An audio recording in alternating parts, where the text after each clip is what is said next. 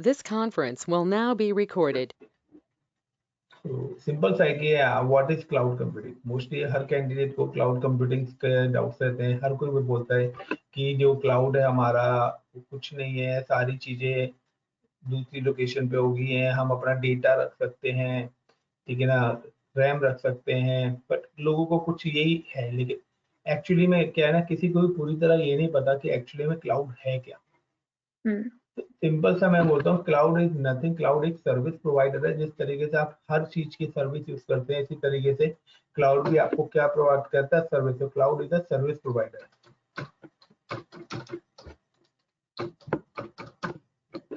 तो क्लाउड क्या एक सर्विस प्रोवाइडर है जो आपको डिफरेंट डिफरेंट काइंड्स की सर्विसेज प्रोवाइड कराता है। डिफरेंट डिफरेंट काइंड्स की सर्विसेज की अगर हम बात करते हैं तो लाइक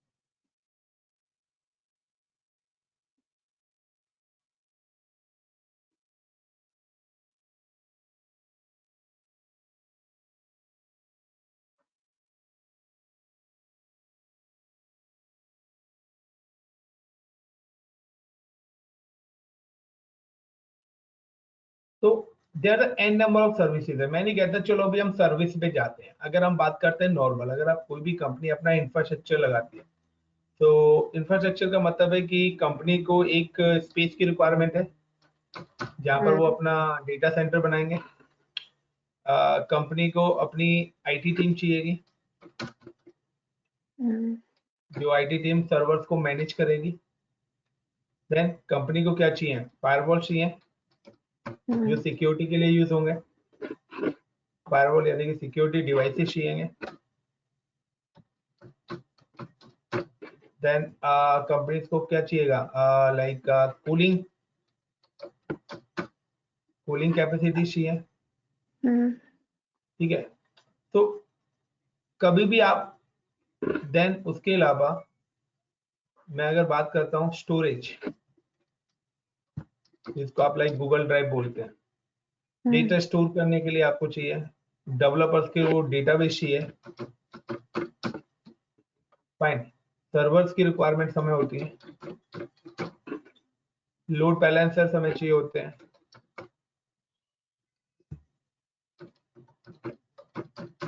लोड बैलेंसर्स की हमें रिक्वायरमेंट होती है। नेटवर्किंग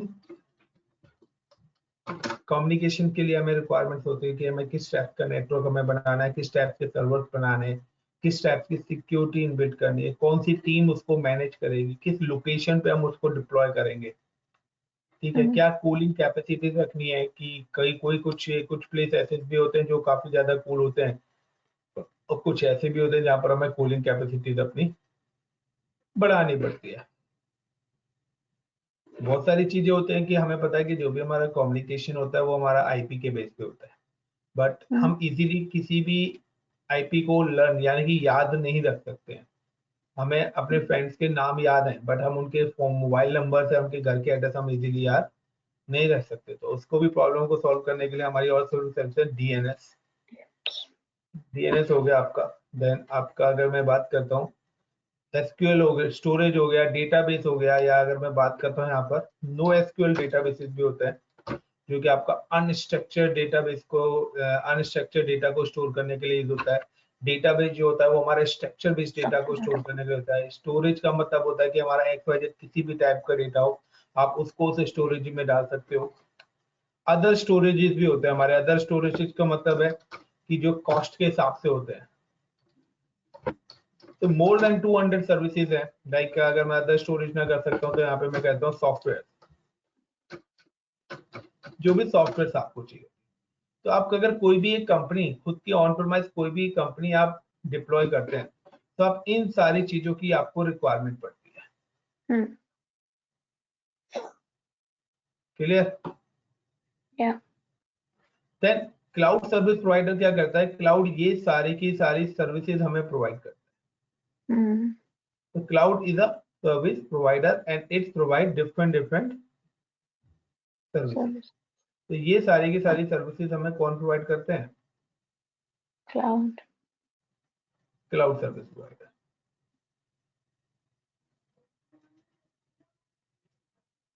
तो cloud service provide different kinds of services. तो क्लाउड हमें डिफरेंट टाइप्स की सर्विसेज प्रोवाइड कराते हैं। अब क्या होता है कि अगर हम कोई भी सर्विस यूज करते हैं तो उसके अगेंस्ट हमें क्या करना होता है?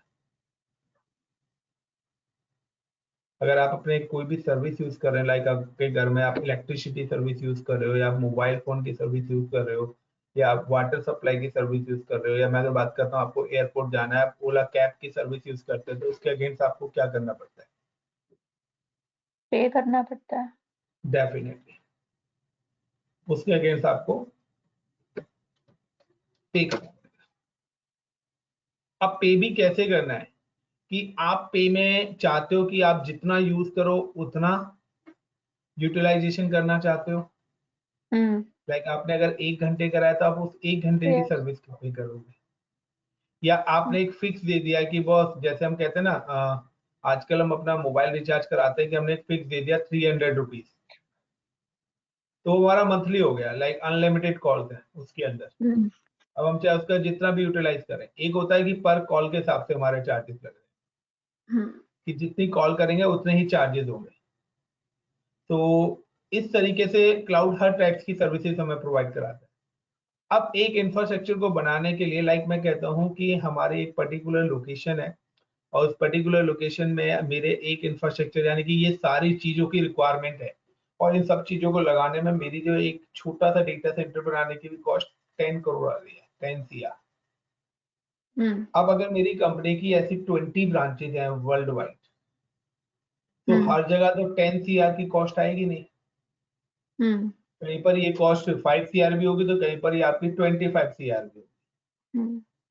और देन ये तो चलो इंफ्रास्ट्रक्चर की कॉस्ट आ रही है, ठीक है, IT टीम हो गई, फायरवॉल हो गया, ये सब इन सबको मिला के। बट इसके अलावा कंपनी की एक और हिडन कॉस्ट होती है, जो होती है मेंटेनेंस कॉस्ट। मेंटेनेंस कॉस्ट मतलब आपका सर्वर फेल हो रहा है तो नया सर्वर आप लगाओगे, ठीक है। फायरवॉल फेल हो रहा है, फायरवॉल खराब हो रहा है, नेटवर्किंग डिवाइस खराब हो रहे हैं, स्टोरेज की हार्ड डिस्क खराब हो गई है, तो ये सब की कॉस्ट क्या है? ये तो वन टाइम इन्वेस्टमेंट है ना। आपने एक बार लैपटॉप, आपने एक बार घर ले लिया तो वन टाइम इन्वेस्टमेंट है, बट अब उस घर को मेंटेन करने की भी तो आपकी एक एक्स कॉस्ट जाती है ना। आप सफाई वाला रखा हुआ है आपने, व्हाइट वॉश कराते हैं, तो ये क्या, ये मेंटेनेंस कॉस्ट ही तो है घर की। क्योंकि अगर आप ऑल ओवर अगर आप कैलकुलेट करें तो ईयर का 50,000 रुपीज बनता ही बनता है।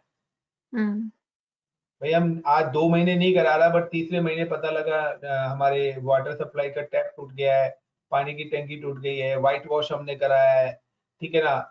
तो ऑल ओवर देखे तो 50,000 रुपीज ना मंथ ईयरली हमारी मेंटेनेंस कॉस्ट जाती है। तो ये तो एक छोटे से घर की बात करें जो हमारा 20 लाख 30 लाख रुपए का एक फ्लैट की बात होती है। लेकिन अगर किसी का बड़ा घर है तो उस हिसाब से उसकी मेंटेनेंस कॉस्ट भी बनेगी। तो जहाँ का इंफ्रास्ट्रक्चर 10 CR का है, तो डेफिनेटली जहाँ पर 10 करोड़ का इंफ्रास्ट्रक्चर है, उसकी ईयरली मेंटेनेंस कॉस्ट भी अराउंड, कम से कम नहीं तो मैं अगर मिनिमम से मिनिमम लेकर चलो तो 20 to 50 लाख के बीच में होगी। फाइन। तो ईयरली। सो ये सारी मेंटेनेंस कॉस्ट भी किसके ऊपर आएगी, पर्टिकुलर इंफ्रास्ट्रक्चर के ऊपर आएगी। दूसरा कि अब अगर आपके पास क्या है कि सपोज करो कि आपकी ऑर्गेनाइजेशन ने, लाइक आप कोई वन ऑर्गेनाइजेशन है और इस ऑर्गेनाइजेशन ने अपना जो सेटअप है वो 3 जगह लगाया, इनके पास प्रोजेक्ट आया और उन्होंने अपना एक प्रोजेक्ट 3 लोकेशन पे डिप्लॉय कर दिया। And like this project is like 2 years का प्रोजेक्ट है ये आपका।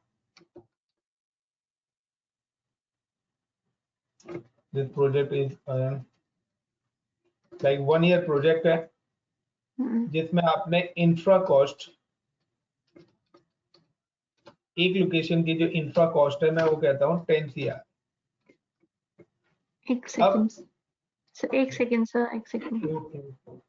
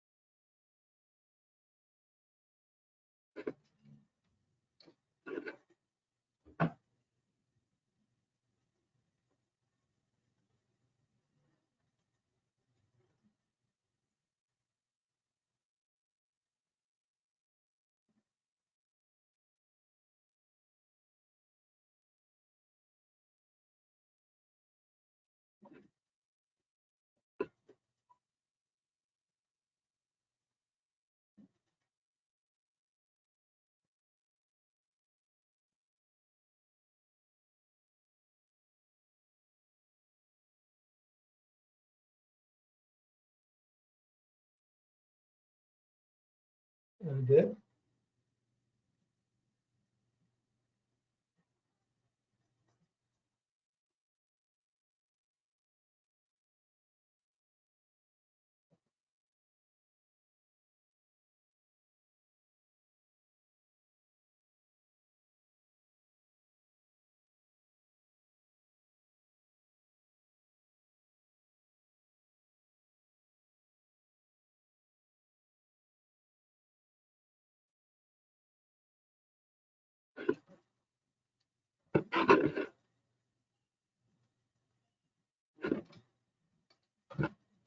Yes sir, sorry sir. हाँ तो लाइक हमारी एक कंपनी है, कंपनी ने अपना एक इंफ्रास्ट्रक्चर डिप्लॉय करा है 3 डिफरेंट कंट्रीज के। अब तीनों कंट्रीज के अंदर डिप्लॉय करा है तो लाइक इंडिया का जो इंफ्रास्ट्रक्चर है यहाँ उसने अपना गेटवे लगाया है। ये उसने अपना गेटवे लगाया है, उनका गेटवे इंडिया के ISP से कनेक्टेड है। ऐसे में यूएस है, यूएस की कंपनी ने अपना गेटवे लगाया क्योंकि गेटवे की भी कॉस्ट आ रही है और उसका गेटवे उसकी कंट्री के ISP से कनेक्टेड है। लाइक हमारा जो ISP लाइक एयरटेल में बात करता हूँ या जियो हो गया, तो ये हमारे ISP हैं, टाटा हो गया। तो सेम एज ऑस्ट्रेलिया भी है, ऑस्ट्रेलिया ने भी अपना एक गेटवे लगाया कंपनी ने, जैसा कि मैंने कल आपको बताया, और वो अपने ISP और फिर वो ISP उससे नेक्स्ट ISP से जाके एक सेंट्रलाइजली कहीं ना कहीं कनेक्ट हो रहे हैं। इस तरीके से हमारी सारी कंपनी कनेक्ट रहती है। तो हर कंट्री का अपना खुद का एक ISP है। लाइक अब हमने यहाँ से एयरटेल से अपनी लाइन ले रखी है, हो सकता है आपके यहाँ पर एयरटेल थोड़ी ना होगा, हो सकता है आपके यहाँ पे कोई और वेंडर हो। Got it. तो अब इस तरीके से हमारी कनेक्टिविटी हो गई। तो यहाँ पर क्या है कि अब हमारे यहाँ पर इक्वली कॉस्ट आ रही है सारी जगह। फायरवॉल्स की कॉस्ट आएगी, स्पेस की कॉस्ट आएगी, IT टीम की कॉस्ट आएगी, इंफ्रास्ट्रक्चर की कॉस्ट आएगी और देन इनकी मेंटेनेंस कॉस्ट भी आएगी। क्यों? क्योंकि हमें जो एक डेटा सेंटर को मेंटेन करने के लिए क्या अपनी एक IT टीम रखनी पड़ रही है 10 लोगों की। 10 करोड़ का इंफ्रास्ट्रक्चर है, 10 लोगों की IT टीम लगनी पड़ी, उनकी मंथली सैलरी की कॉस्ट आ गई। ठीक है, पावर बैकअप की कॉस्ट आ गई, 24/7 मुझे पावर बैकअप चाहिए। ठीक है ना, गार्ड्स एंड सिक्योरिटी चाहिए मेरे को 24/7। तो कहीं ना कहीं मैं ऑल ओवर करूं तो एक 10 CR के डेटाबेस को मेंटेन करने के लिए मुझे 50 lakh rupees on a year खर्च करना पड़ रहा है। जैसे मैं अपने एम्प्लॉयज की सैलरी दे रहा हूँ, गार्ड्स की सैलरी दे रहा हूँ, इलेक्ट्रिसिटी बिल दे रहा हूँ, ये सारी की सारी कॉस्ट आ रही है। फाइन। तो ये तीनों लोकेशन पे सेम ही कॉन्सेप्ट हो रहा है। अब होता क्या है कि आफ्टर 1 ईयर के बाद प्रोजेक्ट कंप्लीट हो गया। आफ्टर 1 ईयर के बाद हमारा क्या हो गया, प्रोजेक्ट कंप्लीट हो गया। देन अब क्या होगा, कंपनी के पास कोई नया प्रोजेक्ट नहीं आया इंडिया, ऑस्ट्रेलिया और यूएस के लिए। अब कंपनी के पास वेस्ट ऑफ रिसोर्सेज रहा। दैट मीन्स कि कंपनी का क्या हुआ है, टोटली लॉस्ट हो गया। एग्री करते हो? यस। कंपनी का टोटल क्या हो गया, लॉस हो गया। अब तो कंपनी सर, का टोटल लॉस, हाँ बताइए। तो ये चीजें तो क्लाउड तो मतलब इट्स फेयरली न्यू। तो जब पहले बिफोर पहले क्लाउड तो बता ऐसे, रहा हूँ ये हाँ बिफोर मतलब क्लाउड पहले है। कैसे ही, पहले तो चीजें ही होती थी कि हाँ। यही तो चीज फिर थी, क्या यही करते थे, चीज क्या थी ऑप्शन लीज पे लेते थे पहले फिर? नहीं नहीं नहीं, पहले कंपनी अपना खुद का इंफ्रास्ट्रक्चर डिजाइन कर। ओके, तो फिर वो भी तो वेस्ट ही जाता सिंपल था उस सा है टाइम। ना, देखिए ना, मैं आपको बता रहा हूँ तब एक्चुअली क्या है, लीज पे इतना करोड़ों रुपए का सेटअप कोई लीज पे नहीं देगा। क्यों? आईटी का सामान क्यों नहीं लीज पे मिलता है, इसका सबसे बड़ा रीजन मैं आपको बता रहा हूँ। इसका सबसे बड़ा रीजन है चेंजेस। होगा क्या है कि टेक्नोलॉजी। कंपनी कहती है कि चलो ये आपने इंफ्रास्ट्रक्चर डिप्लॉय कर दिया, आपका प्रोजेक्ट खत्म, मैं नेक्स्ट प्रोजेक्ट आएगा तो मैं इसी इंफ्रा पे डिप्लॉय कर लूंगा। तो नेक्स्ट प्रोजेक्ट के लिए मेरी इंफ्रास्ट्रक्चर कॉस्ट बच जाएगी। एग्री? बट नेक्स्ट जो प्रोजेक्ट आता है वो इस इंफ्रा को सपोर्ट ही नहीं करता। तो क्या होगा, कंपनी अपना इंफ्रा सेल आउट करती थी, अगर आपको पता हो तो। अरे यार, कंपनी से लैपटॉप निकल रहे हैं, अच्छे अच्छे लैपटॉप निकल रहे हैं, 2 साल पुराना है, 1.5 साल पुराना ही लैपटॉप है। ओके। और तो सर्वर्स कंपनी क्या, वगैरह? या बिल्कुल सब निकलते। तो कंपनीज क्या करती थी, रूटीन में अपना इंफ्रास्ट्रक्चर चेंज करती थी। ओके। क्योंकि हर सर्वर की अपनी एक लाइसेंसिंग कॉस्ट भी होती है। क्योंकि आप उस पर जो भी ऑपरेटिंग सिस्टम्स ले रहे हो उनकी लाइसेंसिंग कॉस्ट होती है। लाइक आप कह रहे हो कि मेरे को पर्टिकुलर सर्वर पे 500 यूजर्स हैं, तो मुझे उन पर्टिकुलर सर्वर्स के उन यूजर्स की एक लाइसेंसिंग कॉस्ट भी लेनी पड़ रही है। तो चलिए, वो तो this is a part of operating system. But यहाँ हम एक इंफ्रास्ट्रक्चर की बात कर रहे हैं कि एज पर द रिक्वायरमेंट हमें अपना इंफ्रास्ट्रक्चर डिप्लॉय करना पड़ता है। तो ये भी सबसे बड़ी प्रॉब्लम थी कि इस प्रॉब्लम को आने से क्या बेनिफिट हुआ, कि अब कंपनी को क्लाउड के आने से क्या बेनिफिट हुआ, कि कंपनी को अब अपने इंफ्रा जगह जगह बनाने की जरूरत नहीं पड़ी। क्योंकि चलिए, पहले तो ये एक प्रॉब्लम हो गई, ठीक है। अब दूसरी प्रॉब्लम क्या आई, ये तो फर्स्ट प्रॉब्लम मैं आपको बता रहा हूँ। अब किसी ने बोला कि यार, आप हर जगह इंफ्रास्ट्रक्चर क्यों डिप्लॉय कर रहे हो? आप एक ही जगह अपना इंफ्रास्ट्रक्चर डिप्लॉय कर रहे हो ना। I am not talking about cloud. यहाँ तो हमने क्या है, हर लोकेशन पे एक डेटा सेंटर बना दिया। कुछ लोग कहते हैं कि जब यार तुम अपने इन डेटा सेंटर को आपस में ही कनेक्ट करा रहे हो तो आपको हर जगह डेटा सेंटर बनाने की जरूरत क्या, आप एक इंडिया में डेटा सेंटर बना लो। एग्रीड? अब मैं कहता हूँ कि लाइक का यहाँ पर 20 सर्वर्स हैं, और कंपनी ने क्या करा, हर जगह 20 सर्वर का डेटाबेस बनाया। किसी ने एडवाइस दिया 100 जगह डेटा सेंटर मत बना, एक सेंट्रलाइज डेटा सेंटर बना ले तो तेरी कॉस्ट बच जाएगी। क्लियर? चलो, कंपनी ने भी अब बोला चलो यार, ये तो अच्छा आइडिया दे रहा है। बट इस 20 सर्वर के अलावा प्लस 20 और होंगे, क्योंकि बैकअप भी बनाना पड़ेगा उनको। This is the primary cost. अगर 20 सर्वर्स प्राइमरी के लिए हैं तो 20 सर्वर्स बैकअप के लिए भी तो रखने पड़ेंगे। यस अगर आपका सर्वर फेल्ड हो गया तो आपको सपोर्ट कौन देगा प्रोजेक्ट को? दैट मींस कि ये इंफ्रास्ट्रक्चर प्लस मल्टीप्लाई 2 है। एक स्टैंड बाय और एक एक्टिव मोड। लाइक जिस तरीके से हम अपने घर में इन्वर्टर या जनरेटर रखते हैं। क्लियर? और उसकी मेंटेनेंस कॉस्ट। तो अब कंपनी ने क्या करा, कंपनी ने फिर से सिनेरियो चेंज करा। अब दोबारा से कंपनी का सिनेरियो चेंज हुआ। कंपनी क्या, ठीक है, हम क्या करते हैं, अपने एक सेंट्रल लोकेशन पर एक डेटा सेंटर बनाते हैं। और सेंट्रल लोकेशन पे डेटा सेंटर बनाने के बाद कंपनी ने क्या करा, अपने सर्वर इस पर्टिकुलर डेटा सेंटर के अंदर डिप्लॉय कर दिए। जब कंपनी ने अपने सारे सर्वर डिप्लॉय कर दिए तो with the help of ISP company की जो भी अदर लोकेशंस की ब्रांचेस थी उन्होंने वहां पर उसको एक्सेस दे दिया। लाइक 20 सर्वर फॉर ऑस्ट्रेलिया चाहिए थे, तो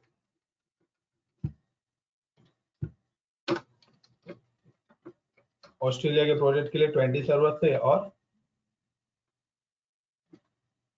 20 server for like US and यहाँ पर ये इंडिया है। इंडिया में इन्होंने कितने सर्वर्स लगा रखे हैं? 60। इंडिया में इन्होंने लगाए हैं 200 सर्वर, यानी कि मैं बात करता हूँ 150 सर्वर। 150 सर्वर्स क्यों लगाए हैं? क्योंकि इनका बैकअप सर्वर्स भी तो बनाना है इनको। ये तो 20 सर्वर्स की रिक्वायरमेंट है। अब कहीं ना कहीं सिर्फ डिफरेंस क्या हुआ? डिफरेंस हुआ है कि आपकी एक तो कॉस्ट बची किस चीज की? आईटी टीम की, और एक कूलिंग, और एक फायरवॉल यानी कि डिवाइस। ये तीन टीम कॉस्ट बची है आपकी। क्यों? क्योंकि इन तीन के अलावा जो सेटअप आपने वहां पे लगाना था वही सेटअप आपने सेम यहाँ पे भी लगाया। नंबर ऑफ सर्वर तो यहाँ पर भी तो इंक्रीज करें। बस ये था कि पहले 30 कैंडिडेट थे और अब आपने 10 कैंडिडेट पे वो लोड डिस्ट्रीब्यूट कर दिया कि 10 बंदे ही हैं जो मेरे इस डेटा सेंटर को कंट्रोल करेंगे। तो कहीं ना कहीं आपने अपनी 1 करोड़ 2 करोड़ ईयरली की जो कॉस्ट है उसको रिड्यूस कर लिया। बट यहाँ पर हमारी क्या आ गई? लेटेंसी आ गई। यहाँ पर हमारी प्रॉब्लम क्या आ गई? लेटेंसी। लेटेंसी का मतलब है कि जो भी इंडिया के कैंडिडेट्स हैं वो इस यहाँ से रिक्वेस्ट जा रही है, वो विद इन 5 सेकंड रिजॉल्व हो रही है। बट इंडिया से ऑस्ट्रेलिया अगर कोई एक्सेस कर रहा है तो अगर ऑस्ट्रेलिया की ब्रांच के लिए सर्वर अगर इंडिया में है तो यहाँ पर डिले आएगा। यहाँ पर सर्विस क्या आएगी? डिले आएगी। तो ये प्रॉब्लम आ गई। होता था पहले तो। जैसे जब मैंने यहाँ काम शुरू किया था 10 साल पहले की बात है, हम लोगों की एक ब्रांच जैसे है वो कोलकाता में थी कंपनी की। हमारा मेन यहीं पे थी ब्रांच, लेकिन जो आईटी डिपार्टमेंट था वो सारा यहीं पे था, सर्वर्स वगैरह। हाँ, तो उनको इश्यूज आते थे वहां पे। बिल्कुल लेटेंसी इश्यूज आने लग गए थे। ठीक है, अब लेटेंसी इशू के अलावा और भी काफी सारे थे यार। नेट डाउन हो गया है, ये डाउन है। क्यों? क्योंकि अगर सर्वर से कनेक्टिविटी नहीं है तो आप तो कोई काम कर ही नहीं पाओगे। Got it my point? अगर सर्वर आपका डाउन है तो काम, और सर्वर जब आपका किसी अदर कंट्री में है तो डेफिनेटली कि ये पूरी कंट्री तो, और यूएस और ऑस्ट्रेलिया वाली कंट्री तो काम ही नहीं कर पाएंगी, क्योंकि यहाँ तो ना तो आपने प्राइमरी सर्वर दिया और ना ही कंपनी ने बैकअप सर्वर दिया है। एटलीस्ट या तो आप इंफ्रास्ट्रक्चर इस तरीके का बनाओ कि आपने प्राइमरी सर्वर्स इंडिया में लगाए हैं और बैकअप सर्वर्स इंडिया में ना लगा के आपने कहां पर डिप्लॉय करते हैं? ऑस्ट्रेलिया और यूएस में। तो वहां की कंपनी बैकअप सर्वर से कर रही है, देन रेप्लिकेशन हो रहा है।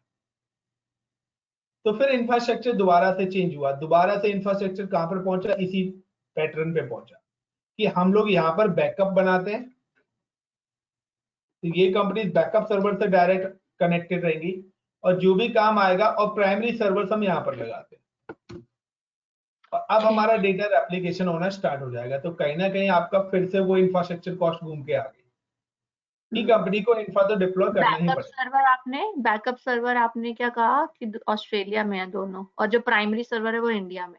भाई मैंने अपने कोड तो अपने पास रख लिया ना, स्टैंड बाई मैंने भाई अब मैं क्या कह रहा हूँ भाई, हम बैकअप नेटवर्क को स्टैंड बाई पे क्यों डालें? हम तो दोनों को एक्टिव रखेंगे। हमारी कॉस्ट तो इक्वली गई है ना। इनकेस अगर आपका बैकअप सर्वर यानी कि आपका ऑस्ट्रेलिया का सर्वर डाउन होता है तो आप उस रिसोर्सेज को इंडिया से एक्सेस करिए जब तक वो नेटवर्क अपनी आता है। तो वो जो प्रॉब्लम है वो 5-6 घंटे एक दिन की मैक्सिमम प्रॉब्लम आएगी। तो उसमें भी आप एक दिन तो आप किसी अदर कंट्री से एक्सेस करके काम कर सकते हो। ओके, तो आप ये बोल रहे हो कि ऑस्ट्रेलिया वाले बैकअप सर्वर से सर्विसेज एक्सेस करें और इंडिया वाले प्राइमरी सर्वर से, पर लेकिन जब बैकअप सर्वर डाउन हो तो देन ऑस्ट्रेलिया तो switch automatically to primary server in India, right? Automatically move हो जाएंगे। और उसके अलावा हमने नाइट में लगा दिया है रेप्लिकेशन टाइम, कि ऑस्ट्रेलिया की टीम जो भी काम करे, इंडिया की टीम कोई भी काम करे, या आपकी यूएस की टीम कोई भी काम करे, तो इनके बीच में नाइट, क्योंकि नाइट में तो मेरे एम्प्लॉय है नहीं, तो इनके बीच में रेप्लिकेशन उसी हिसाब से चले, यानी कि यहाँ का जो भी काम है वो दिन में यहाँ पर कॉपी ना हो, उसके लिए मैंने एक डेडिकेटेड टाइम एलोकेट करा हुआ है कि जब मेरी बैंडविड्थ पूरी खाली हो जाए, यानी कि मेरे एम्प्लॉय काम नहीं कर रहे होंगे इन ब्रांचेस पे, तब मेरा इन सर्वर्स के बीच में क्या होगा, रेप्लिकेशन स्टार्ट हो जाएगा। जब ये लोग काम नहीं कर रहे होंगे तो replication in the sense sir, replication in the sense कि पूरे दिन में आपकी कंपनी ने सारा काम करा। अब वो जब एम्प्लॉयज वहां पर, अगर मैं कहता हूँ 200 एम्प्लॉयज हैं, तो वो आपके नेटवर्क की बैंडविड्थ को कंज्यूम कर रहे हैं। yes. अगर आपके घर में इंटरनेट है और 120 बंदे आपके इंटरनेट से कनेक्टेड है, अगर और भी इंटरनेट से होंगे तो सब स्लो हो जाएगा ना। हाँ जी। तो मैं नहीं चाहता कि मेरा नेटवर्क स्लो हो, तो मैं चाहता हूँ कि जिस समय मेरा एम्प्लॉय काम ना करे उस समय मेरा जो डेटा सिंक्रोनाइजेशन है वो हो एक कंट्री से दूसरी कंट्री में, क्योंकि उस समय मेरी बैंडविड्थ फ्री है ना। अभी क्या है, मेरे पास, मैं कहता हूँ मेरे पास 100 कहते हैं 1 Gbps की स्पीड का कनेक्शन है, बट वो 1 Gbps का कनेक्शन अभी मेरे करंट एम्प्लॉय यूज कर रहे हैं, डिस्ट्रीब्यूटेड हो रहा है। बट नाइट में मेरे एम्प्लॉय तो अपने घर चले गए, अब क्या है, वो 1 Gbps तो फ्री पड़ा हुआ है ना। तो मैं कहता हूँ कि नाइट में हम क्या करते हैं, अपना डेटा बैकअप ले लेते हैं। अच्छा, बैकअप बोल रहे हो, रेप्लिकेशन मतलब बैकअप। एप्लीकेशन का मतलब वही है कि जो डेटा ऑस्ट्रेलिया में है, जो डेटा यूएस में है, जो डेटा इंडिया में है, ये डेटा एक दूसरे के पास रेप्लिकेट हो जाए, जिसको बोलते हैं सिंक्रोनाइजेशन। तो एक तो सिंक्रोनाइजेशन प्रोसेस होगा, एक बैकअप प्रोसेस होगा, दो चीजें हैं यहाँ पर। सिंक्रोनाइजेशन का मतलब है कि आपने कोई चीज बनाई थी, वो मेरे पास कब पहुंचेगी, दिस इज अ सिंक्रोनाइजेशन। तो मैंने बताया कि आप बना दीजिए, नाइट में बैंडविड्थ ज्यादा होगी तो रात में सिंक्रोनाइज होकर मेरे सिस्टम पे अपने आप आएगा, मैं कल मॉर्निंग में देख लूँ। Got it my point. अभी तो हम क्या कहते हैं, अभी व्हाट्सएप मैसेज सेंड नहीं हो रहा, इंटरनेट प्रॉब्लम है, इसलिए हमारे साथ मेल रिसीव नहीं हुई है, आता है ना, डिले आता है ना। कभी कभार हम मेल सेंड करते हैं तो इमीडिएटली मिल जाते हैं, कभी कभार 1-2 मिनट डिले से आती है, बिकॉज ऑफ नेटवर्क कंज्यूम, कि हमारा जो नेटवर्क की जो बैंडविड्थ है वो शायद कहना कि ब्लॉक हो रही है या यूज हो रही है ज्यादा। तो अगर हम नाइट में सेंड करते हैं तो उस समय तो जो नॉर्मल यूजर्स हैं वो तो इंटरनेट का यूज ही नहीं करते हैं, बैंडविड्थ हमारी फ्री रहेगी। तो उस हिसाब से ना, वरना कंपनी को क्या करनी पड़ेगी, भाई नाइट में मेरे एम्प्लॉय काम नहीं कर रहे और मैं उसके, जब मेरे पास नाइट में फ्री पड़ी हुई है बैंडविड्थ, तो मैं क्यों दिन में बैंडविड्थ इंक्रीज कराऊं अपनी, मैं नाइट में भी काम करूंगा ना, तभी आपकी नाइट शिफ्ट की जॉब्स आती है। अब सिंपल सा है कि आपकी यूएस में यहाँ पर अगर दिन हो रहा है तो वहां पे रात हो रही है। तो अब यहाँ के एम्प्लॉय काम कर रहे हैं, यहाँ के एम्प्लॉय काम कर रहे हैं, तो यूएस की टीम की बैंडविड्थ तो फ्री पड़ी हुई है ना अभी। हाँ जी। तो यूएस की टीम क्या करेगी, इस समय वो बैकअप लेगी, नाइट शिफ्ट वाले, वो बैकअप लेगी, वो सारी चीज करेगी, तो सेंट्रलाइज भी होगा ना। और जब इंडिया में वहां सुबह होगा तो वहां पे नाइट टीम बैकअप सिंक्रोनाइजेशन कुछ नहीं करेगी, फिर क्या करेगी, इंडिया की टीम लेगी। Yes sir. तो पॉइंट बाय पॉइंट काम हो रहा है ना, अगर एक ही साथ सारे करेंगे तो हमारी बैंडविड्थ हो जाएगी और हमारा नेटवर्क चौक हो जाएगा। क्यों, क्योंकि अगर एक ही साथ सारा काम होगा, क्योंकि इसी गेटवे फायरवॉल से तो आप लोग एक्सेस कर रहे हो, इसी से ही हमारा सिंक्रोनाइजेशन हो रहा है, इसी से हमारे सारा बैकअप है, तो हमारा तो डिवाइस डाउन हो गया तो लोड इंक्रीज होने पे, क्योंकि हर डिवाइस की अपनी कैपेसिटी भी तो है।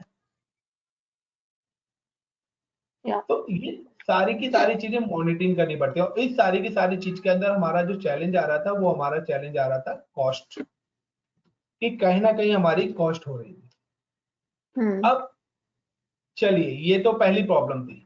अब दूसरी प्रॉब्लम, एक और सबसे बड़ी प्रॉब्लम क्या थी, कि कंपनी ने 2 ब्रांचेस के लिए, मैं कहता हूँ लाइक यहाँ पर 50 सर्वर्स हैं, 50 सर्वर्स, और हमारी ये जो इंडिया की ब्रांच है यहाँ के लिए 50 सर्वर्स, तो ये 150 सर्वर्स यहाँ पे कंपनी ने लगा दी।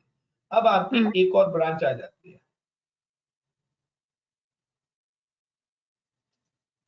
और इसको भी रिक्वायरमेंट है 50 सर्वर्स,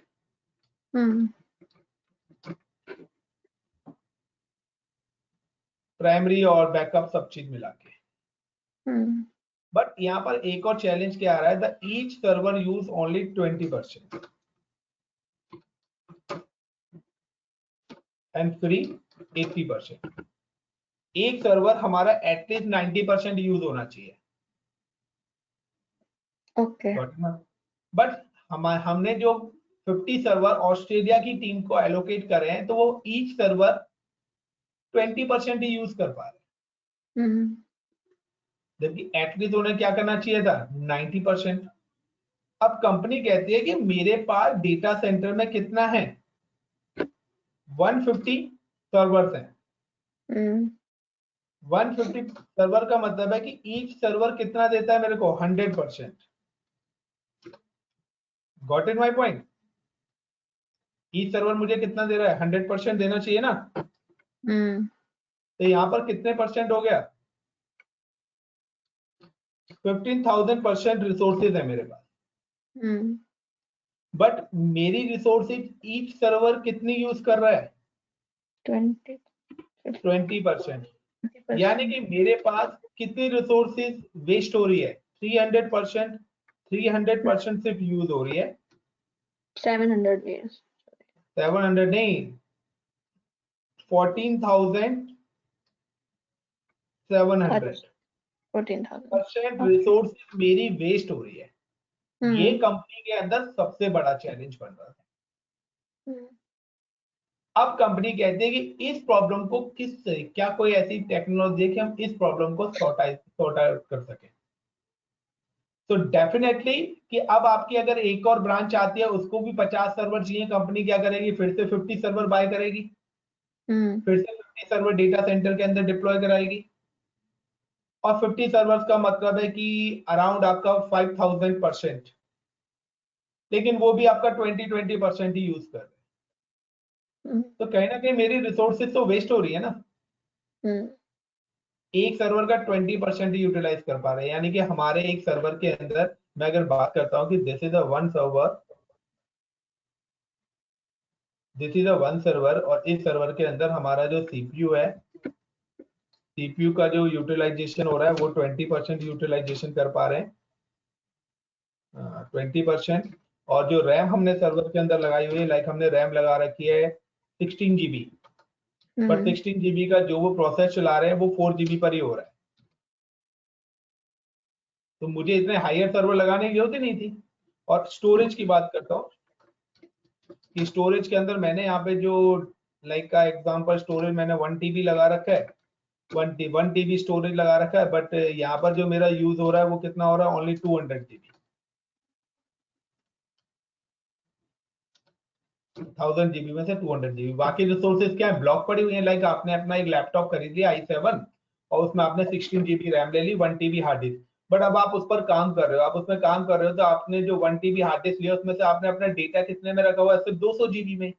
बाकी स्पेस तो आपके पास फ्री पड़ा हुआ है ना। तो वो तो आप ब्लॉक करके बैठ गए ना। दूसरा, आपने 16 GB रैम लिया है, बट आप काम कर रहे हो 2 या 3 GB रैम पर ही, रिमेनिंग रैम आप क्या कर गए, ब्लॉक करके बैठ गए। तो जब अगर आपको 2 GB ही 200 स्पेस ही चाहिए था और 4 GB रैम में था, तो क्यों आपने 1 लाख रुपए का लैपटॉप लिया? आप सिंपल सा 4 GB और 250 GB हार्ड डिस्क के साथ भी अपना लैपटॉप ले सकते थे। कॉस्ट ऑप्टिमाइजेशन आ गया ना, हमारा कॉस्ट आ गई ना यहाँ पे कंप्लीटली। यस। तो कंपनी कहती है कि इस प्रॉब्लम को सॉर्ट आउट करने का कोई सॉल्यूशन है। तो हाँ, इस प्रॉब्लम को सॉर्ट आउट करने के लिए भी एक टेक्नोलॉजी इंट्रोड्यूस करी गई, और वो टेक्नोलॉजी आपको पता है? क्लाउड। नहीं, क्लाउड ही तो नहीं है वो। हर कोई बंदा डायरेक्ट क्लाउड पे तो अभी मैं गया ही नहीं हूँ। सोचने दो फिर एक सेकेंड। और क्या हो पता सकता है? वर्चुअलाइजेशन। बिल्कुल, virtualization. With the help of virtualization, deploy multiple computers, virtual infrastructure.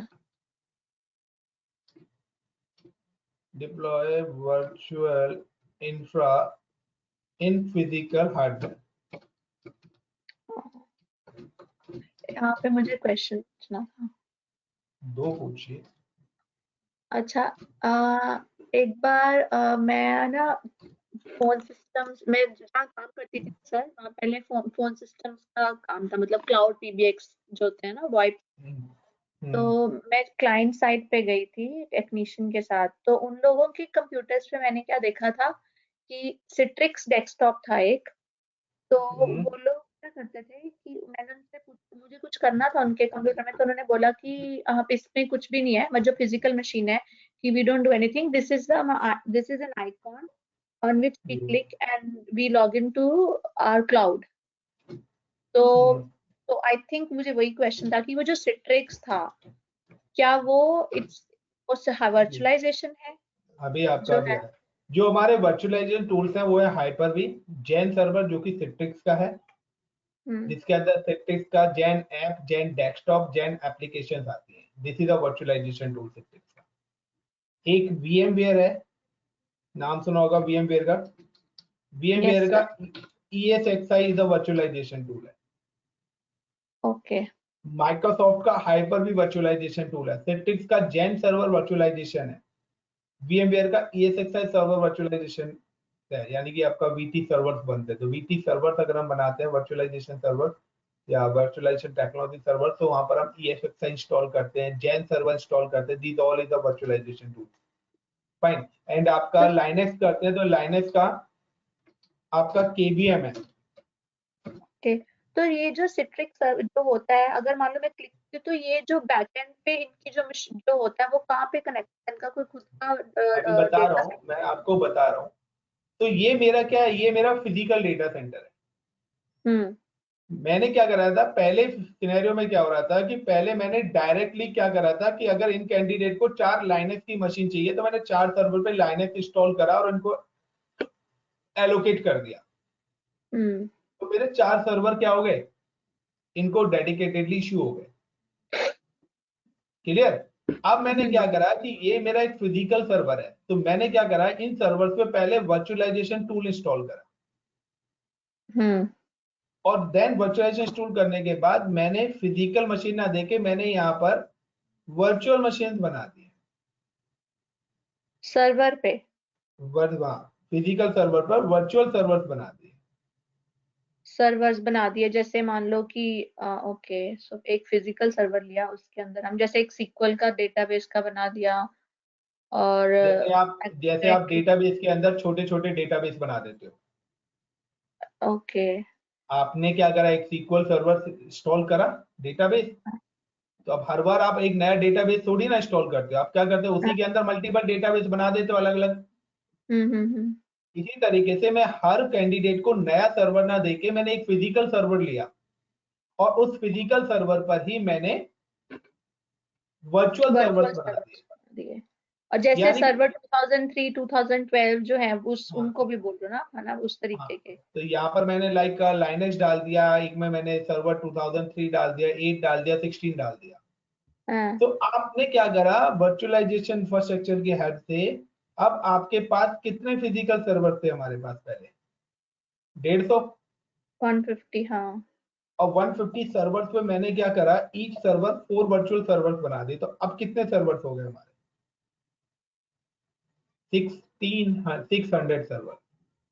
जहां हम्म, पहले 150 सर्वर थे, वहां पे मेरे कितने हो गए, 600, 600 सर्वर्स हो गए। और मेरी कॉस्ट कुछ इंक्रीज नहीं हुई, मेरी कॉस्ट वही है, क्योंकि मैंने कोई हम्म, नया हार्डवेयर खरीदा ही नहीं। हम्म, अब अगर मेरा एक सर्वर का जो 20% यूटिलाइजेशन हो रहा था, उसके लिए हम्म, मैंने क्या करा था कि पहले क्या हो रहा था कि मेरे 4 सर्वर्स काम कर रहे थे। तो इन हम्म, 4 सर्वर की कॉस्ट मैं कहता हूँ 40 लाख आ गई। हम्म, ये मेरा स्पेस भी यूटिलाइज कर रहे थे अलग अलग, मेरा हम्म, स्पेस भी घेरा हुआ था, कूलिंग भी यूज कर रहे थे, सब लोग यूज कर रहे थे। लाइक आपके घर में 4 लैपटॉप आपने लगा दिए, 4 कंप्यूटर, तो स्पेस लेंगे, सारी चीज लेंगे। अब मैं कहता हूँ कि डियर मेरे पास आ गया कि मैंने एक सर्वर ले लिया है, और इसी हम्म, सर्वर पर मैंने 4 वर्चुअल सर्वर्स बना दिए, क्योंकि एक सर्वर का वो कितना यूज कर रहे हैं, 20%। मेरा एक हम्म, फिजिकल सर्वर कितना देता है, 100%। तो अभी भी हम्म, मेरे फिजिकल सर्वर की 20% रिसोर्सेज फ्री पड़ी हुई हैं। हम्म, तो यानी कि जहां पर मैंने पहले 150 सर्वर लगाए थे इन 3 ब्रांचेस के लिए, हाँ, तो अब अगर मेरे को, मैं अगर यहाँ पर 50 सर्वर्स भी लगा देता हूं अपने, तो यानी 50 सर्वर का मतलब है कि मेरे को 400 200 सर्वर्स मिल गए वर्चुअल। हाँ तो यानी कि मेरा जहां पर 150 फिजिकल सर्वर थे, यानी कि जहां पर मेरे को, मैं कहता हूँ कि मेरे को 150 फिजिकल सर्वर लगाने पड़ रहे थे, अब उसकी जगह मेरे को 50 सर्वर में काम। लगाने पड़ेंगे। हाँ दूसरा कि अब ये जो प्रोजेक्ट है, ये प्रोजेक्ट आया है आपका 1 ईयर के लिए। 1 ईयर के बाद ये प्रोजेक्ट चला गया, मैंने यहाँ से इनके सर्वर डिलीट कर दिए। मैंने कौन से सर्वर डिलीट करे? Virtual servers. वर्चुअल। नया प्रोजेक्ट आया, मैंने दोबारा से नया प्रोजेक्ट डिप्लॉय नए कर दिया, सर्विसेज। हाँ फिर से मैंने वर्चुअल बना दिया। तो मुझे इंफ्रास्ट्रक्चर चेंज करने की जरूरत पड़ रही है? नहीं like pen drive. Pen drive का नहीं, काम क्या है? पेन ड्राइव के अंदर आपने डेटा कॉपी करा डिलीट किया, पेस्ट। और डिलीट करा, फिर से नया डेटा अपलोड कर दिया। Got it my point? आपने एक बार हार्ड ड्राइव ले लिया एक्सटर्नल, उसके अंदर डेटा डाल रहे हो, डिलीट डेटा डिलीट। इसी तरीके से हमने पहले, कंपनी ने अब क्या करा है, कंपनी ने पहले ही हायर कॉन्फ़िगरेशन के हार्डवेयर लगाना स्टार्ट कर दिया।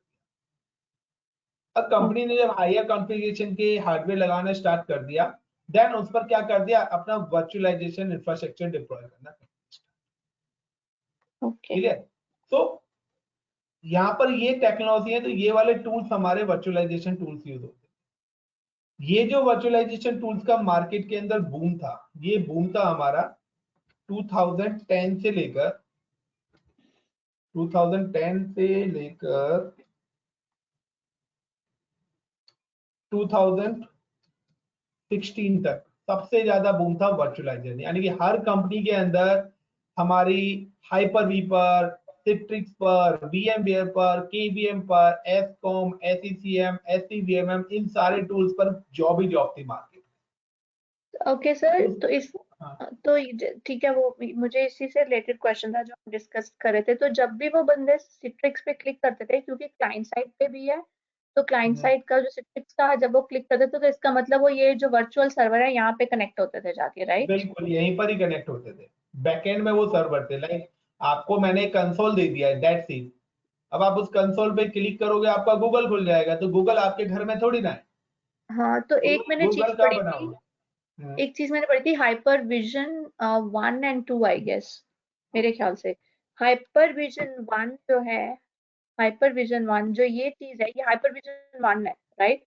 हम्म, राइट सर? नहीं, हाइपरविजन समझा नहीं मैं। हाइपर विजन ही था ना जिसमें हम डायरेक्टली ऑपरेटिंग सिस्टम के ऊपर डायरेक्टली नहीं, डायरेक्टली ऑपरेटिंग सिस्टम, मल्टीपल वो ऑपरेटिंग सिस्टम इंस्टॉल। अच्छा, वो आपका हाइपरविजन है, वो आपका एक कोर होता है और एक आपका होता है होस्टेड। ठीक है हाँ ना? हाँ, तो तो ये वो हर उसमें वो डिफरेंट डिफरेंट टर्म्स दे रखी हैं। बट एक्चुअली में मैं आपको ये बता रहा हूँ कि आपका बिफोर क्लाउड ये टेक्नोलॉजी आई थी। तो जो हम अब अपने लैपटॉप पे करते हैं, जो हम हाँ, लैपटॉप पे वर्चुअल मशीन्स बनाते हैं अपने, वो वो क्या है? वर्चुअलाइजेशन टूल है, ये वही है। वो होस्टेड बेस्ड है। वो वो होस्ट होस्टेड बेस्ड है है। ना, वो होस्ट होस्ट मशीन बेस्ड पे का होता है। मतलब है कि आपने एक अपना लैपटॉप लिया, उस पर ठीक है, दोनों के अंदर डिफरेंस क्या है? दोनों के अंदर सबसे बिग डिफरेंस ये है कि आपने ये दो सर्वर लिए। अब आपने क्या करा, पहले हार्डवेयर लिया। तो जो फर्स्ट लेयर हमारी जो आती है सबसे पहले, वो हमारी जो फर्स्ट लेयर आती है वो हमारी आती है हार्डवेयर की। हाँ आपने दोनों में हार्डवेयर बाय करा। हाँ, हार्डवेयर आती है। देन सेकंड लेयर जो आ जाती है ना, वो ओएस की आती है। हम्म सेकंड लेयर ओएस की आ गई, हम्म फर्स्ट लेयर हार्डवेयर की आ गई।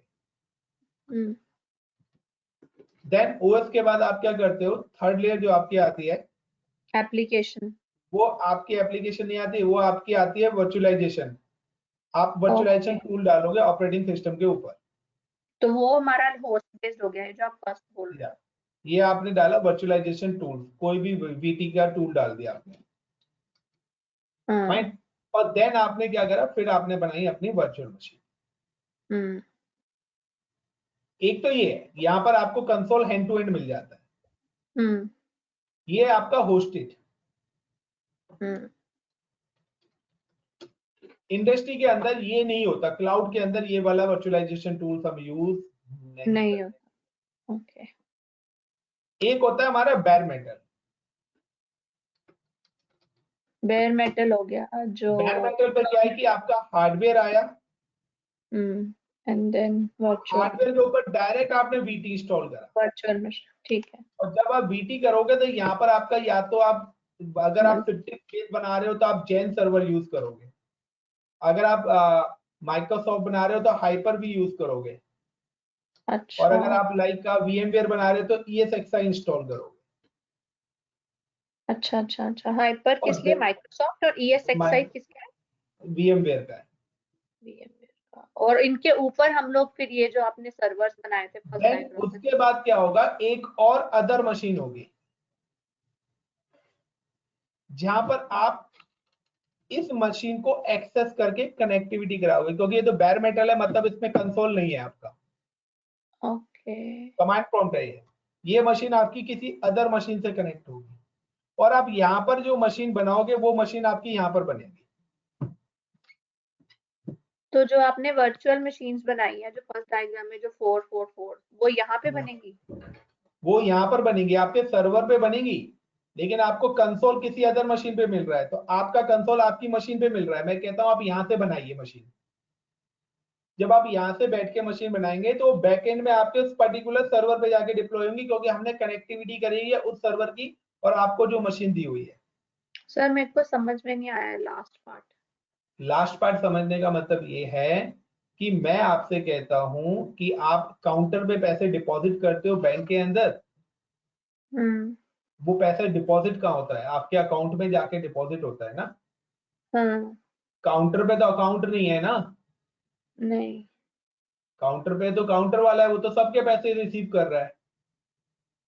तो इसी तरीके से आपका बैकएंड में हमने एक वर्चुअलाइजेशन सर्वर बना के रख दिया है, इस पर हमने लिमिट दे दिया कि आप यहाँ पर 500 मशीन बना सकते हैं फॉर एग्जांपल। तो आप 500 मशीन में से बोल रहे हो? ये आप हाँ सर्वर, ये जो ऊपर ये आपने 500 सर्वर्स का मतलब है एक मशीन पे, मैं कहता हूँ फॉर एग्जांपल आप 500 सर्वर्स बना सकते हो। अब कंपनी कहती है कि 500 सर्वर्स आपको बनाने हैं, तो आपके पास क्या, वो तो बेयर मेटल है, बेयर मेटल का मतलब उसके अंदर तो कंसोल है ही नहीं ना। और आप तो कब बनाओगे, जब आपको कंसोल मिलेगा। तो कंसोल के लिए दूसरी मशीन होती है, ओके, जिसको हम बोलते हैं वी सेंटर, उसमें सिट्रिक्स के अंदर होता है सिट्रिक्स डेस्कटॉप के नाम से, सिट्रिक्स डेस्कटॉप के नाम से। और आपके माइक्रोसॉफ्ट अगर यूज करते हैं तो वो होता है आपका SCVMM, system centre virtual machine manager. और अगर आप VMware का यूज करते हैं तो vSphere क्लाइंट बोलते हैं।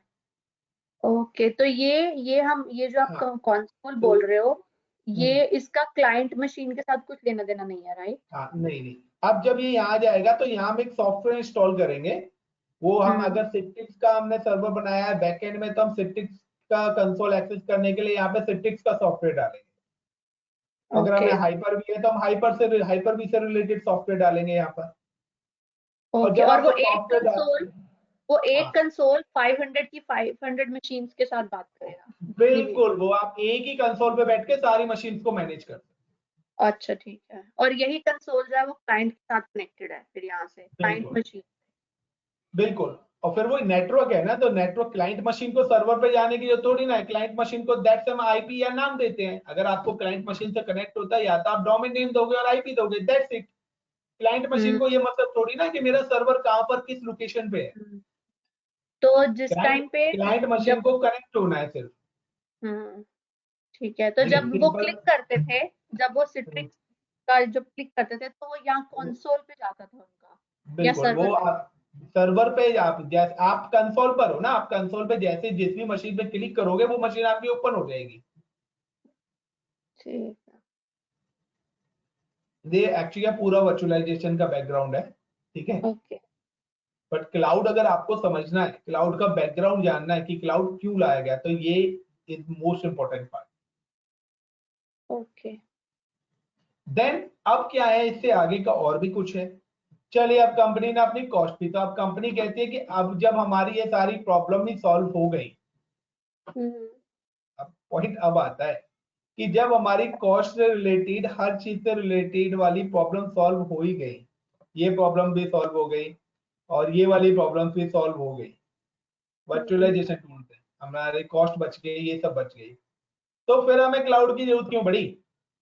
क्वेश्चन ये आता है। जब वर्चुअलाइजेशन से हमारी प्रॉब्लम सॉल्व हो गई तो क्लाउड की जरूरत क्यों पड़ी? कोई भी पूछ सकता है यार, जब ये सारी प्रॉब्लम सॉल्व हो गई तो क्लाउड की जरूरत क्यों पड़ी? तो क्लाउड की जरूरत क्यों पड़ी, अब हम उस पर आ जाते हैं। तो नहीं पड़ेगा तो बताओगे? कॉस्ट तो हमारी बच गई ना, और डिस्ट्रीब्यूट भी हो गया नेटवर्क, सारी चीज हो गई, फिर क्लाउड पे जाने की जरूरत क्या पड़ी? तो इस प्रॉब्लम को सॉर्ट आउट करने के लिए आपको क्लाउड की 3 जो टाइप्स ऑफ क्लाउड है ये समझना पड़ेगा। ओके। और वो टाइप्स ऑफ क्लाउड कौन से हैं आपके? Public, private and hybrid. ये 3 क्लाउड आपको समझने पड़ेंगे। Okay. Public, private and hybrid. अब पब्लिक, प्राइवेट, हाइब्रिड क्लाउड क्या है? तो कंपनीज ने, हर कंपनी ने, जब वर्चुअलाइजेशन टूल आ गया तो with the help of virtualization tool ही आपका क्लाउड बनता है।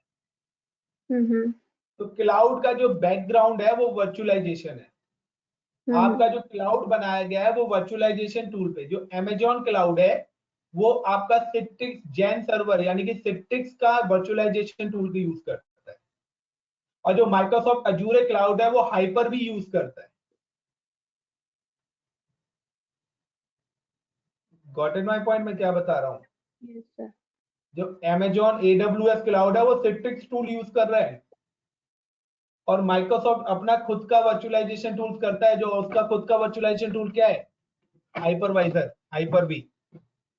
ओके। क्लियर? तो यस अब सर। क्या है कि अब आपकी कंपनी ने क्या करा, आपकी कंपनी ने एक सेंट्रलाइज्ड डेटा सेंटर बना दिया।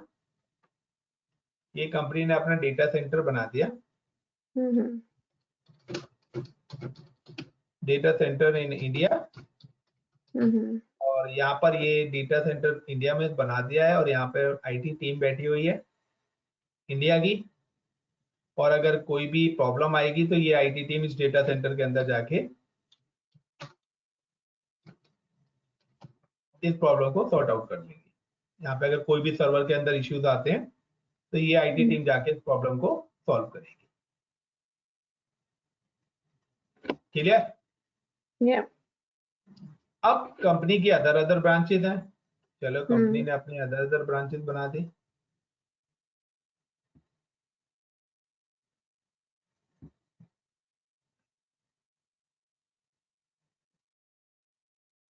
और ये सारी ब्रांचेस इस नेटवर्क को पब्लिकली एक्सेस कर रही हैं वाया इंटरनेट।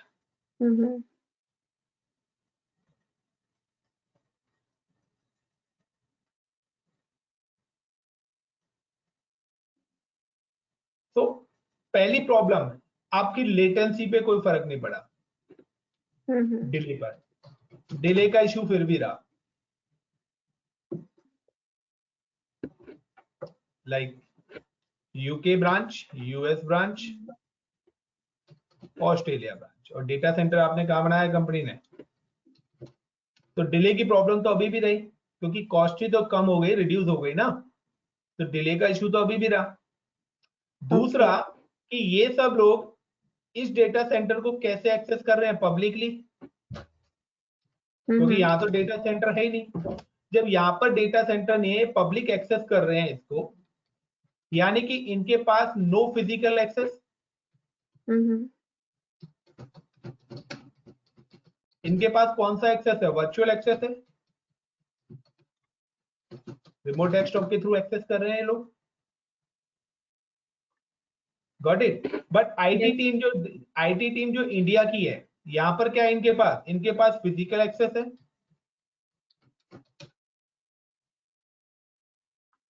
डेटा सेंटर तो यहीं लगे हुए हैं। और अगर डेटा सेंटर के अंदर कोई भी सर्वर खराब होता है तो क्या यूके, यूएस और ऑस्ट्रेलिया की टीम कर सकती है? अगर गूगल का सर्वर खराब होता है तो आप क्या घर पे बैठ के कर सकते हो उसको? नहीं। गूगल के डेटा सेंटर में जो एम्प्लॉयज है वही तो चेक कर सकते हैं। या। तो ये जो आपके पब्लिकली एक्सेस कर रहे हैं, ये मेरे जो एक मैं कहता हूं, एक ये जो मैं क्लाउड में एक्सप्लेन आपको कर रहा हूं, दिस इज अ क्लाउड कि ये मेरी एक पर्टिकुलर ऑर्गेनाइजेशन का क्लाउड है, like I am talking about like ICCP infotech मेरी एक ऑर्गेनाइजेशन है, ये उस कंपनी का क्लाउड है। तो ICCP इन्फोटेक ऑर्गेनाइजेशन का एक क्लाउड बना हुआ है और ICCP इन्फोटेक कंपनी का एक क्लाउड बना हुआ है। तो सिंपल सा है कि यहाँ पर जहां पर फिजिकल एक्सेस, फिजिकल कंट्रोल होता है, वो आपका होता है ऑलवेज प्राइवेट क्लाउड। और जो एम्प्लॉइज इस प्राइवेट क्लाउड को एक्सेस करते हैं उसको हम बोलते हैं पब्लिक क्लाउड उनके लिए। तो पब्लिक क्लाउड में कभी भी आपको फिजिकल कंट्रोल नहीं होता। और ये पूरा मेरा बन गया है हाइब्रिड क्लाउड।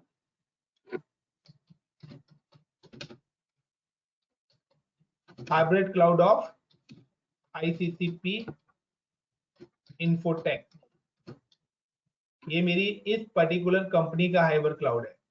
यानी कि सिर्फ मेरे ऑथराइज यूजर ही, ऑथराइज ब्रांचेस ही मेरे डेटा सेंटर को एक्सेस कर सकते हैं। तो हर कंपनी ने अपना क्लाउड बनाना स्टार्ट कर दिया। इसी तरीके से आपका IBM का क्लाउड भी है, काफी सारे रैक स्पेस हो गया, सेल्सफोर्स हो गया, बहुत सारे लोगों ने अपने अपने क्लाउड बना रखे। क्लियर? बट अब यहाँ पर चैलेंज क्या हुआ कि कंपनी ने पहले जहाँ पे बिग डेटा सेंटर लगाना पड़ता था, लेटेंसी को, डिले को कंट्रोल करने के लिए उन्होंने क्या करा, UK, US, ऑस्ट्रेलिया, हर जगह एक एक वर्चुअलाइजेशन वाला प्राइवेट क्लाउड बना दिया और उनको आपस में इंटरकनेक्ट भी कर दिया। वो एक तरीके का हाइब्रिड क्लाउड बन गया। ठीक है, हर कोई हर किसी के डेटा सेंटर को फिजिकली भी यानी कि रिमोटली पब्लिकली एक्सेस कर सकता था। But this is only dedicated, ये मेरी सिर्फ ऑथराइज यूजर्स यानी कि सिर्फ मेरी पर्टिकुलर कंपनी के लिए क्लाउड मैंने बनाया। It's not for public access, कोई बाहर का बंदा इसको यूज नहीं कर सकता। लाइक आपकी कंपनी है, 20 ब्रांचेस है, सिर्फ आपकी 20 ब्रांचेस के लिए मैंने वो डेटा सेंटर डिप्लॉय करा है। क्लियर? लाइक अगर मैंने PNB बैंक है तो PNB बैंक ने जो क्लाउड बनाया वो PNB की ब्रांचेस के लिए all over the world. But अब आप सोचो कि नहीं, आपकी कंपनी जाके बोले PNB से मुझे 100 सर्वर दे दो, तो क्या PNB देगा? नहीं देगा ना। नहीं। सिंपल सा है कि आपके घर में कोई चीज है तो आपके रिलेटिव्स के लिए और वो सब यूज कर सकते हैं। आपका फोन आपके घर में 4 लोग यूज कर सकते हैं। बट कोई बाहर का बंदा आके आपसे बोले मुझे कॉल करनी है, तो क्या आप दे दोगे अपना फोन उसको कॉलिंग के लिए? डेफिनेटली नहीं दो। वही है ना कि यहाँ तो मेरा डेडिकेटेड क्लाउड है ना, ICCP इन्फोटेक कंपनी के लिए अगर मैंने क्लाउड डिप्लॉय करा है तो मैं बाहर के किसी कैंडिडेट को ये क्लाउड एक्सेस करने के लिए क्यों दूंगा? Got it my point? तो अब फिर से आया कि अब प्रॉब्लम मार्केट में आई कि चलो ये तो हर कंपनी बनाएगी, तो इतना बड़ा इंफ्रास्ट्रक्चर की कॉस्ट तो वन टाइम तो इन्वेस्टमेंट करनी पड़ेगी। लाखों, कहते हैं ना, करोड़ों रुपए का इन्वेस्टमेंट है, क्योंकि वन टाइम तो इन्वेस्टमेंट करना ही पड़ेगा ना। तो इस प्रॉब्लम को अब लोगों ने सोचा क्यों ना मार्केट में एक नया बिजनेस आ गया। तो कुछ इंटरनेशनल प्लेयर हमारे पास आए जिन्होंने एक पब्लिक क्लाउड बनाया। कुछ इंटरनेशनल प्लेयर आए जिन्होंने हमारा क्या बनाया, पब्लिक क्लाउड। और जो पब्लिक क्लाउड बनाया यानी कि anyone, everyone access the services।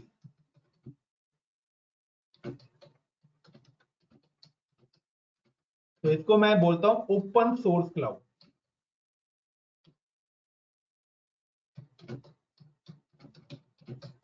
Open source का मतलब है नॉन और अननोन, कोई भी यहां से अपना इंफ्रास्ट्रक्चर ले सकता है। और इन मार्केट में ये 4 ही इंटरनेशनल प्लेयर हैं जो कि मार्केट में आए थे, जिसमें सबसे पहले आपका आया था AWS, फिर आया था अज्यूर, फिर आया GCP और फिर आया अलीबाबा। ये 4 हमारे, अलीबाबा चाइना का क्लाउड है, या अलीबाबा क्लाउड है चाइना का। हाँ, चाइना अलीबाबा मैंने वेबसाइट देखी है। अच्छा, हाँ, जैसे Amazon है वैसे ही है अलीबाबा की। अच्छा, ठीक है। पर ये तो इतना पॉपुलर इस हिसाब से नहीं पता, जैसे Amazon है। अलीबाबा को अभी 2-3 साल ही हुए हैं अलीबाबा को आए, GCP को भी 3-4 साल ही हुए हैं। Amazon इज इंट्रोड्यूस इन 2012-13। ठीक है। तो अमेजोन सबसे पुराना है, तो इसलिए अमेजोन सबसे ज्यादा पॉपुलर है। देन अमेजोन को देख के तो हमेशा जो कंपटीशन है मार्केट में वो अमेजोन और अजूरे के बीच में रहता है। तो this is a big player. अब इन्होंने कौन सा क्लाउड बनाया? इन्होंने बनाया कि जब भी आप क्लाउड यूज करते हैं तो ये आपको एक कंसोल देते हैं और कहते हैं आप इस कंसोल से अगर आपको डेटाबेस बनाना है या व्हाटएवर कुछ भी बनाना है आप बनाइए। लेकिन अब क्या हो रहा है कि अब सिनेरियो क्या हो रहा है कि जब ये चारों क्लाउड आ गए तो कंसेप्ट सिनेरियो क्या हुआ? सिनेरियो हमारा कुछ बना लुक लाइक क्या डिलीट करूं मैं यहाँ से ये वाला। अब सिनेरियो ये है कि इन कंपनियों ने अपने अपने डेटा सेंटर्स बनाए। क्लियर? लाइक ये आपका हो गया यूएस और ये हो गया आपका लाइक यूके। कंपनी ने अपने यूएस के अंदर डेटा सेंटर बनाए यूके में और इन्होंने एक पोर्टल बनाया, क्रिएट द वन पोर्टल। इस पोर्टल का नाम उन्होंने रख दिया क्लाउड पोर्टल।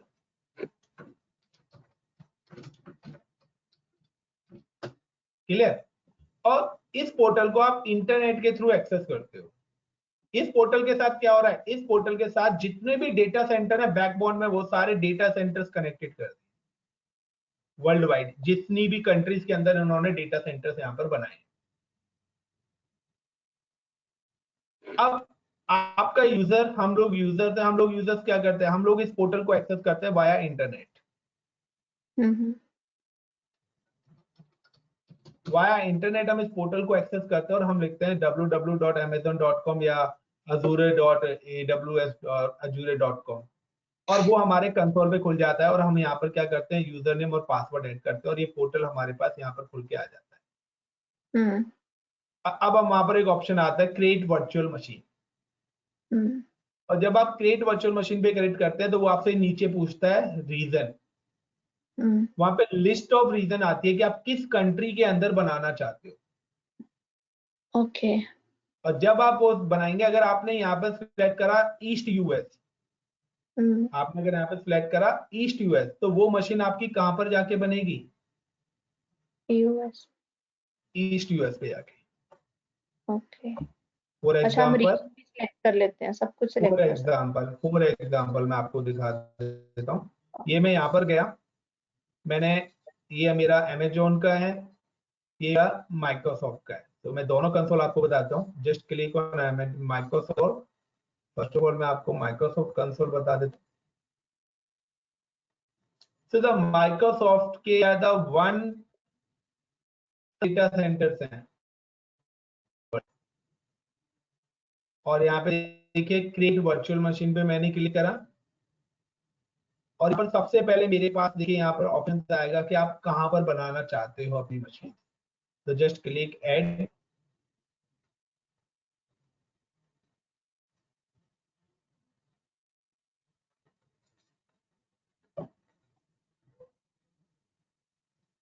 और यहाँ देखिए ये आपका आ रहा है रीजन और रीजन के अंदर लिस्ट ऑफ रीजन है।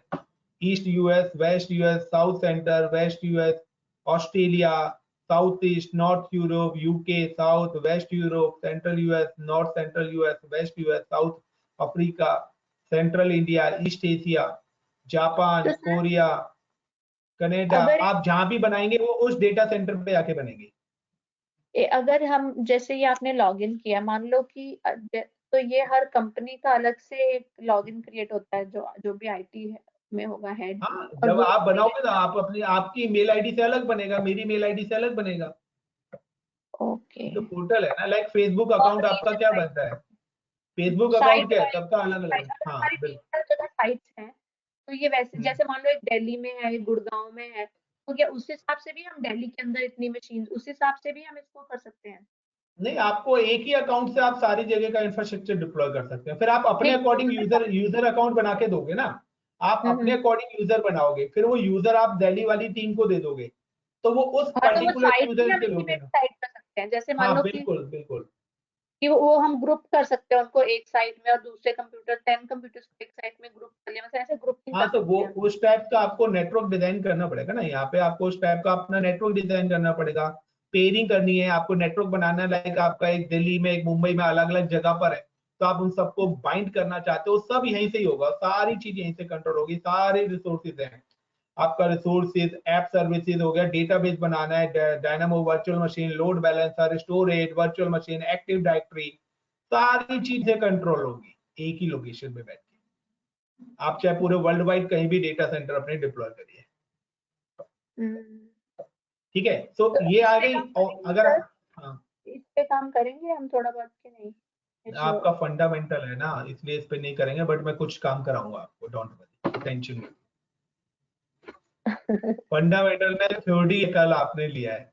नहीं, मैंने उसको अभी बोला नहीं है, मैंने उसको, अब मेरी उससे अभी बात नहीं हुई है अभिषेक से चलो उसको। कोई नहीं, वो पॉइंट बात करते हैं। अब ये देखिए, यहाँ पर अगर मैं बात करता हूँ, ये अमेजोन का कंसोल है, तो कोई भी क्लाउड है तो वहां पे रीजन है, रीजन का मतलब है लोकेशन। तो यहाँ पर देखिए द लिस्ट ऑफ रीजन, यहाँ पर अगर क्लिक करता हूँ तो यहाँ वही लिखा आ रहा है। ये दोनों इसी करवा दो। तरीके से अमेजोन के भी हैं, तरीके से यूएस, ओहायो, कैलिफोर्निया, ओरेगन, सीबटाउन, Hong Kong, Mumbai, Seoul, Singapore, Sydney, Tokyo, central US, London, Milan, Paris. तो ये सारी जगह कंपनीज ने अपने डेटा सेंटर डिप्लॉय करे, जो कि नॉर्मल कंपनी के लिए पॉसिबिलिटी नहीं है। This is a millions of crore की इन्वेस्टमेंट है इसके अंदर, वन टाइम इन्वेस्टमेंट है। और देन अब लोगों को अपने जो भी लेने हैं, जो भी सर्वर डिप्लॉय करने हैं, वो अपने यहाँ पे सर्वर डिप्लॉय करेंगे, और उस हिसाब से वो मंथली या आवरली का रेंट पे करेंगे। तो कंपनी को अपना कोई इंफ्रास्ट्रक्चर लगाने की जरूरत ही नहीं पड़ेगी। लाइक अगर मैं यहाँ पे इंफ्रास्ट्रक्चर भी डिजाइन करता हूँ, लाइक मैं लॉन्च इंस्टेंस करता हूँ, तो आपको मैं बता दूं, सबसे पहले ऑपरेटिंग सिस्टम आएगा कि आप कौन सा ऑपरेटिंग सिस्टम अपने इंस्टॉल करना चाहते हैं, आप पर्टिकुलर अपने सर्वर। सेम है, अमेजोन पे करें या आप अजूरे पे करें। तो लाइक मैं अमेजोन पे, तो यहाँ पे लिस्ट ऑफ ऑपरेटिंग सिस्टम आ रहा है, रेडिट आपको लाइनेक्स चाहिए, अमेजोन लाइनेक्स यूज करना है, सुस लाइनेक्स यूज करना है, या आप यहाँ पर जाके देख सकते हो फायरवॉल्स वगैरह जो भी है, कौन से फायरवॉल है आपको, Amazon, CentOS, Debian, Fedora, open source, other Linux, Red Hat, Ubuntu, Windows, कौन से operating system, 32 64 bit operating system चाहिए, स्टोरेजेस कौन से चाहिए, तो वो सारी की सारी चीज कर सकते हैं। लाइक मैं यहाँ पर सर्च कर लेता हूँ कि मुझे सर्वर बनाना है 2012 सर्वर, तो मैंने 2012 server, the list of hardware, आपको कितनी रैम चाहिए अपने सर्वर के लिए। कैन यू इमेजिन कि हम एक सर्वर में कितनी रैम लगा सकते हैं? नहीं। 3904 जीबी। यहाँ पे देखिए, वन सीपीयू, 1 GB रैम। अगर आपको कितने हायर सिस्टम चाहिए, इतना हायर सिस्टम किसी के घर में या कंपनी में नहीं होगा। 60 GB रैम हो सकता है, 192 GB रैम पॉसिबल है। बट अगर मैं अगर यहाँ पर और भी आगे चलूं, तो आप देखिए 384 GB ऑफ रैम, एक सर्वर के अंदर 384 GB RAM. Can you imagine कि कितनी हायर कॉन्फ़िगरेशन का सर्वर होगा। चलिए 768 GB रैम, और आगे चलते हैं हम, चलिए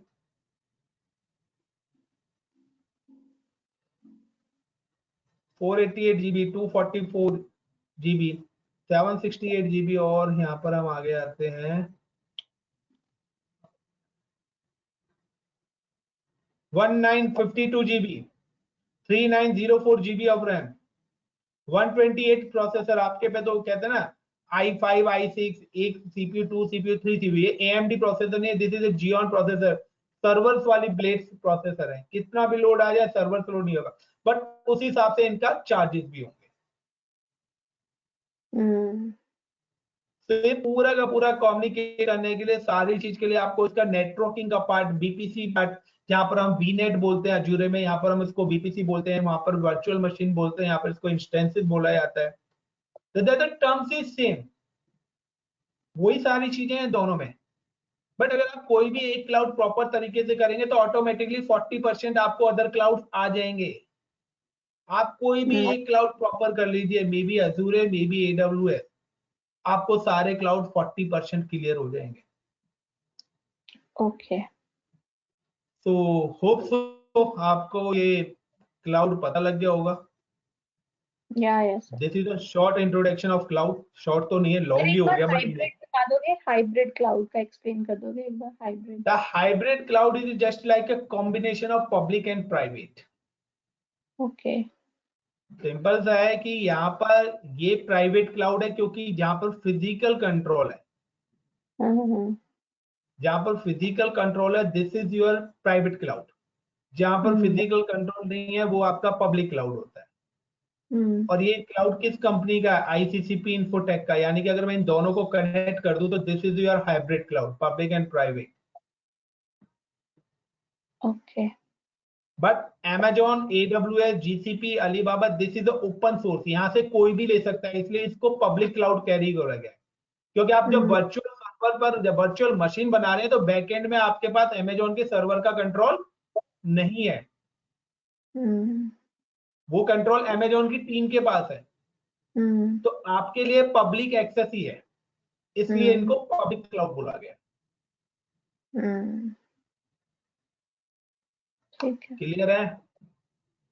हाँ जी सर। तो ये छोटी छोटी टर्म्स हैं, और ये छोटी छोटी टर्म्स बहुत ही ज्यादा इंपॉर्टेंट है।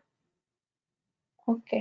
अगर कोई मेरा जैसा इंटरव्यू वाला लेने वाला हो ना, तो मैं तो इन सभी छोटी चीजों को, क्योंकि deployment is not a big challenge, आप इजीली नेटवर्क को डिप्लॉय कर सकते हैं। बट कॉन्सेप्ट है ना कि नेटवर्क बनाना, एक नेटवर्क डिजाइनिंग सबसे ज्यादा इंपॉर्टेंट चीज है। कि एक घर में रहना आसान है, लेकिन एक घर का नक्शा बनाकर उस घर को बनाकर तैयार करना वो सबसे बड़ा चैलेंज है।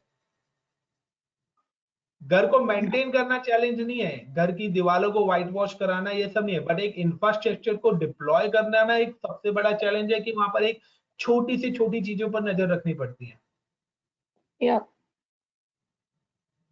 कहते हैं ना, घर बनाते वक्त हमें हर चीज पर पॉइंट करना चाहिए, हर चीज छोटी छोटी चीजों पर करनी चाहिए, क्योंकि एक चीज हल्की सी मिस्टेक हुई तो आगे तक की सारे फ्लोर पे वो मिस्टेक दिखेगी।